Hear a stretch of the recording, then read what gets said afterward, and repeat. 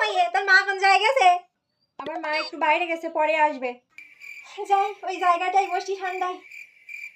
এমন এটা তোর বাড়ি দুপুরবেলা কি খাবার দাবার আজ বের কর দিন খাই বসে বসে, বাবা খিদে জ্বালাই পেটটা সমস্যা করতেস।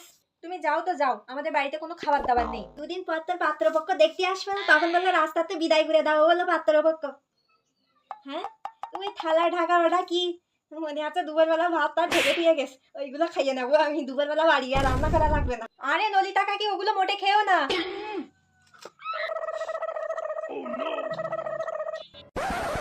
ও বাবা, বাগানে ছাগল তাড়াতাড়ি তাড়াতাড়ি জীবন শেষ হয়ে গেল।